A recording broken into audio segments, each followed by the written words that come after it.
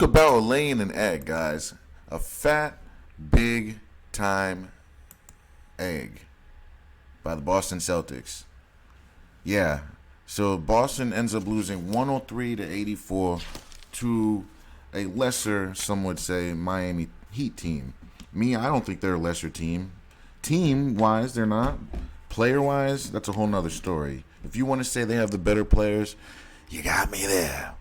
But in terms of coaching, in terms of pace, in terms of rebounding, moving the ball around, play calling, defense, everything required in basketball, Miami is better than Boston.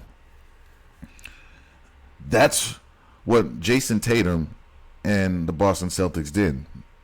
Is lay an egg. That's what they did. Jimmy Butler, finally, that brother showed up. Finally, that brother showed out. The Celtics, they went back to their game 1, 2, and 3 selves. Their true selves. That's what they do. That's who they are. When it's all said and done, when their back's against the wall, they wither. They wither beneath the pressure. That's who Boston is. They've been that way all year. Why would we think it'd be anything different now? All this for what? All this hype. All this making history for what? For Tatum to hurt his ankle the first play of the game. 26 seconds in, he hurts his ankle. Get up out of here. I ain't buying that for a second. Not even a minute. They were lifeless. It was hard to watch.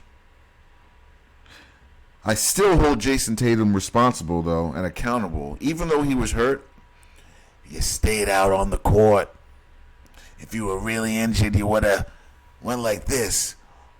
Called in one of those athletic trainers to get you off the court. I can't go. But you stayed in the game, so we're blaming you.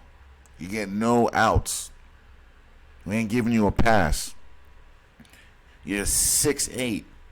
You're supposed to be the next great thing. You got trained by Kobe Bryant. You wear his wristbands. You want to be him, so act like him. Show us something already. If that were Kobe Bryant, he would have grabbed his nuts and he would have dropped 30 on them boys and got his bid to the championship. So you ain't Kobe. I don't want to hear anybody comparing this man to Kobe Bryant. If you call him Kobe, you're getting the boot. Sick of it. I ain't hearing it. I've said it once. I'm going to say it again. I said it once. And I'm going to say it again. Joe needs to be gone. I want him gone. Yesterday. This man cannot coach to save his life. He doesn't call plays. He sits there like this until the NBA tells him he needs to win a game. Then he pretends to call plays, but it's really his own teammate calling it. You got Marcus Smart really calling the plays out there, and ain't really the coach, but that's neither here or there. We'll save that for another day. That's neither here nor there. All right, we'll leave that alone. But this guy, he has no business coaching a team like this. An elegant player like Jason Tatum, a player like Jaylen Brown, players like that, they need a coach that knows what they're doing. Imagine Eric Spoelstra coaching this Boston team, guys. Like, imagine him with these players. He would have them in constant motion, dropping 30 every game. With this coach, you don't know what you're going to get from these players at all. You can guarantee with Spoelstra you're getting 30 with these boys every time with these brothers. The brothers that Miami got, you see what he's doing with them? He's doing more with less. This coach, Joe, he doesn't know he's in above his head. So we were about to give him a pass if he won this game and made it to the finals. It would have been a huge mismatch. Like, not that it isn't already. This would have been a coaching mismatch. This guy doesn't know what he's doing. He doesn't have a clue. He just sits there frowning, folding his arms, acting like he's doing something, but he ain't doing a damn thing. Jason Tatum drops 14 points in 42 minutes. Jaylen Brown, something's wrong. Something is wrong with this brother. 19 points in 43 minutes. Jalen's hurt. Jason's hurt. And Malcolm Brogdon is hurt, ladies and gentlemen. They won't put out that injury report. They don't want us to know. They're keeping it under wraps. Why won't the Boston Celtics tell us what's going on? Now all of a sudden, Derek White is your best player? You can only drop 84 points in an elimination game? That's your best swing? You got nothing else? You got no place to call? You don't switch up your defense? This coach is too damn cocky for no reason. You would think that this guy is like a 4-time winning NBA coach the way he stands on that sideline. He tries to coach like he's Phil Jackson. You ain't Phil, bro. You ain't Phil. And it's not even close. Stop trying to be something you can't be. Stop trying to be something that you'll never be. It's not you. Step aside. Let someone else take this team. Someone else that knows what they're doing. Someone else that won't be starstruck. Someone else that has a moniker of basketball knowledge. It's not you. On the Heat side, it's all about Caleb and Jimmy. How far are they going to take them?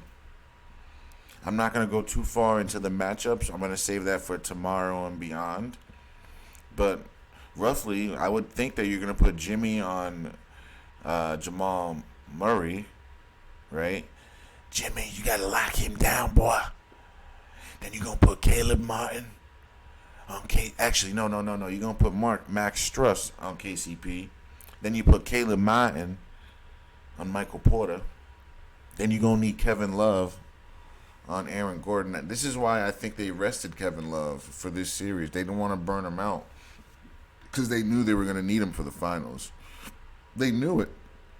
They didn't want him to be too tired. Then you're going to put Bam Adebayo. He's going to be matched and tasked with Nikolai Jokic. It's going to be a tough task. I don't think he's going to be able to stop him, but he's going to have to try to bother him, try to do a better job than Anthony Davis. If he can do better than Anthony Davis, which I think he can do on defense, I think this will be a better series than the Lakers was, at least. I don't see a sweep happening. Do I think Miami's better than the Lakers? They're better coached. They have better players at certain positions. There are certain players that the Lakers wouldn't mind swapping. If you ask the Lakers, would you mind swapping D'Angelo Russell for Caleb Martin? They're probably going to say yes to that. Would you swap Max Strus for Austin Reeves? They think about it. Would you swap Bam Adebayo for Anthony Davis? They would think about it. Now, would you swap Jimmy Butler for LeBron James? They think about it, guys. At this stage in LeBron's career, they would think about it. The point I'm trying to make is every player on this Miami team, you would think about trading with the Lakers. There's no clear-cut guy. There's no guy on the Lakers where you could say he's him. But on Miami, it's Jimmy. Oh, it's always been Jimmy. That's Michael Jordan's son in the flesh. His Ernest's son in the flesh. I'm so sorry I counted against you, Jimmy, but I had to do it. You didn't show up in 4 games. I had to do it. I'm sorry. I guess I gotta pick against you for you to play well. If that's what I gotta do, and that's what I'm gonna do. I ain't gonna pick today. I'm gonna save it for tomorrow. But just know I got Jimmy in my heart and mind to get it done just like his father did way long ago. But until then, guys, I'm going to leave you guys hanging until tomorrow. Thanks for watching. Don't forget to like, share, and subscribe.